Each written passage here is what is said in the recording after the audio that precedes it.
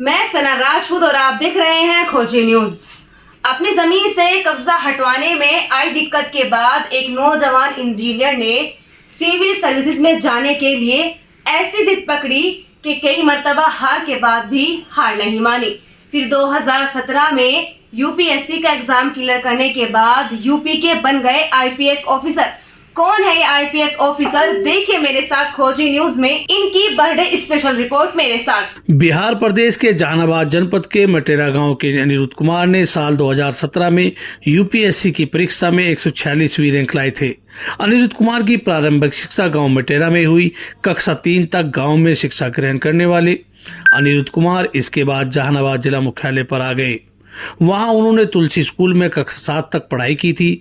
क्योंकि अनिरुद्ध कुमार के पिता कानपुर में रेलवे विभाग में तैनात थे तो वे परिवार सहित अपने पिता के पास कानपुर चले गए और उन्होंने इंटरमीडिएट की पढ़ाई कानपुर से करने के बाद कानपुर में ही कंप्यूटर साइंस और इंजीनियरिंग में बीटेक में दाखिला ले लिया था।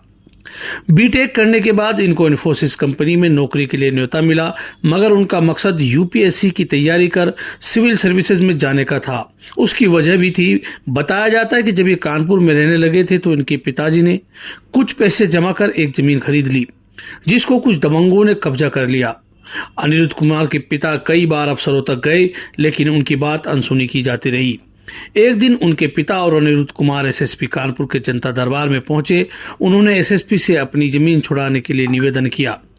तब कानपुर के कप्तान एक्शन मोड में आ गए और उन्होंने इनकी जमीन को दबंगों से छुड़ाने के लिए थाना इंचार्ज को आदेश दे दिया।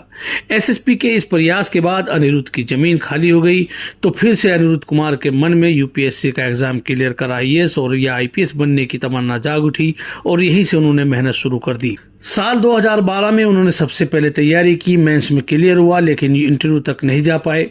2013 में अनिरुद्ध कुमार ने फिर से यूपीएससी का एग्जाम दिया। यहां इंटरव्यू तक पहुंचे लेकिन फाइनल से बाहर हो गए। इसके बाद अनिरुद्ध कुमार की हिम्मत टूट गई और उन्होंने 2014 और 2015 में यूपीएससी का एग्जाम नहीं दिया। यूपीएससी का एग्जाम देकर सेल टैक्स में सहायक कमिश्नर में चयन होने के बाद उन्होंने नौकरी की शुरुआत कर दी थी। 2014 में उनका नंबर यूपी में डिप्टी एसपी के पद के लिए हुआ, लेकिन उन्होंने वहां जाने के बजाय यूपीएससी का एग्जाम क्लियर करने में ही खुद को तैयार करना शुरू कर दिया। इनके जीवन में तब एक मोड़ आया जब इनकी मुलाकात बिहार की ही रहने वाली और दिल्ली में रहकर यूपीएससी की तैयारी कर रही आरती सिंह से हुई। उसके बाद 2015 में दोनों ने शादी कर ली।